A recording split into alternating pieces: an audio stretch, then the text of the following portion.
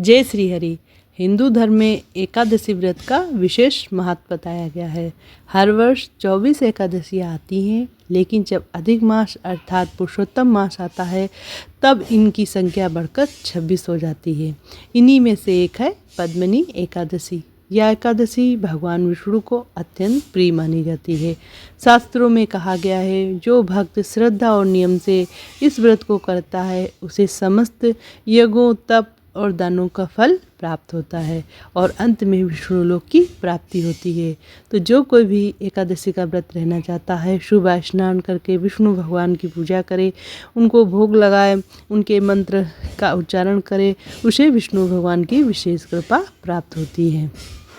द्वापर युग में जब धर्मराज युधिष्ठिर ने भगवान श्री कृष्ण से पूछा, हे प्रभु, अधिक मास की शुक्ल पक्ष की एकादशी का क्या महत्व है, तब भगवान श्री कृष्ण मुस्कुराए और बोले, राजन, यह पद्मिनी एकादशी है जो मनुष्य के समस्त पापों का नाश करने वाली है और मनुष्य की सभी इच्छाओं को पूर्ण करने वाली है। इसकी कथा अत्यंत अद्भुत है जो मैं आज आपको सुनाने वाला हूँ। त्रेता युग में महिष्मती नगर में एक महान प्रतापी राजा राज्य करता था। उसका नाम था राजा कीर्तवीर।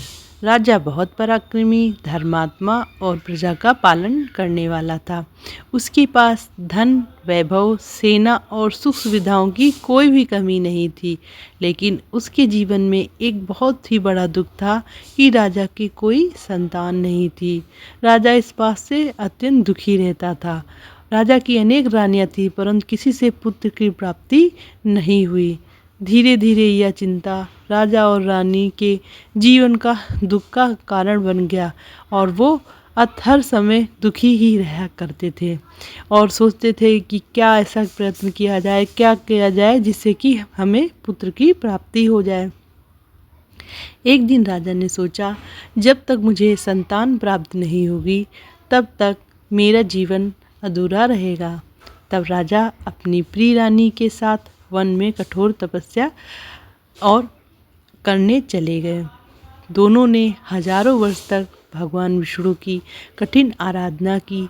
तपस्या इतनी कठोर थी कि राजा का शरीर सूखकर केवल हड्डियों का ढांचा मात्र रह गया, लेकिन फिर भी भगवान प्रसन्न नहीं हुए।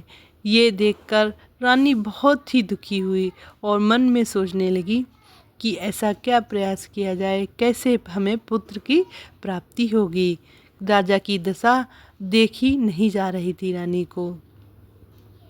राजा की दशा देखकर रानी बहुत दुखी हुई। उसी समय वहाँ महान प्रतिव्रता देवी अनुसुईया प्रकट हुई। रानी ने विनम्र होकर कहा, हे माता, मेरे पति वर्षों से तपस्या कर रहे हैं, फिर भी हमें संतान प्राप्ति नहीं हुई है। कृपा करके कोई उपाय बताइए। देवी अनुसुईया का उपाय बोली। देवी, हे पुत्री, अधिक मास की शुक्ल पक्ष में आने वाली पद्मिनी एकादशी का व्रत करो। भगवान विष्णु को ये व्रत बहुत प्रिय है। यदि तुम विधि पूर्वक यह व्रत करोगी तो अवश्य तुम्हारी मनोकामना पूर्ण होगी। रानी ने पूरी श्रद्धा और नियम से देवी अनुसुईया के कहे विधि अनुसार भगवान की पूजा की, व्रत किया। उन्होंने भगवान विष्णु की पूजा करके रात्रि जागरण किया और पूरे मन से प्रभु का स्मरण किया। व्रत समाप्त होते ही अचानक वहाँ दिव्य प्रकाश प्रकट हुआ। भगवान विष्णु स्वयं गरुड़ पर विराजमान होकर प्रकट हुए। भगवान विष्णु बोले, हे देवी, मैं तुम्हारे व्रत और भक्ति से अत्यंत प्रसन्न हूँ। मांगो, क्या वरदान मांगना चाहती हो? रानी ने हाथ जोड़कर कहा, हे प्रभु, यदि आप मुझ पर प्रसन्न हैं तो मेरे स्थान पर मेरे पति को वरदान दीजिए।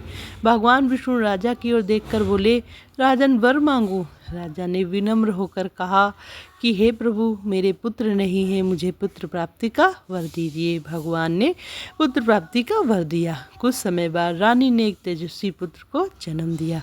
उसका नाम रखा गया कीर्तिवीर अर्जुन। यह बालक अत्यंत वीर, शक्तिशाली और पराक्रमी बना। कहा जाता है उसने अपने बल से स्वयं रावण को भी बंदी बना लिया था। यह सब पद्मिनी एकादशी व्रत के प्रभाव से संभव हुआ। व्रत का फल भगवान श्री कृष्ण ने कहा, हे दुष्टि, जो श्रद्धा से पद्मिनी एकादशी का व्रत करेगा उसको व्रत का ये फल यही मिलेगा कि उसके सारे पाप नष्ट हो जाएंगे, उसे सुख, संतान और समृद्धि का आशीर्वाद मिलेगा। तो भक्तों, यह पद्मिनी एकादशी की पावन कथा थी। यदि आप भी भगवान विष्णु की कृपा पाना चाहते हैं तो श्रद्धा और नियम से व्रत का पालन अवश्य करें। अगर आपको वीडियो पसंद आया हो तो वीडियो को लाइक करें, अपने परिवार और अन्य सदस्यों के साथ शेयर करें और हमारे पूजा गृहस्थी और गृहिणी को चैनल को सब्सक्राइब करना ना भूलें। जय श्री हरि, जय श्री लक्ष्मी नारायण।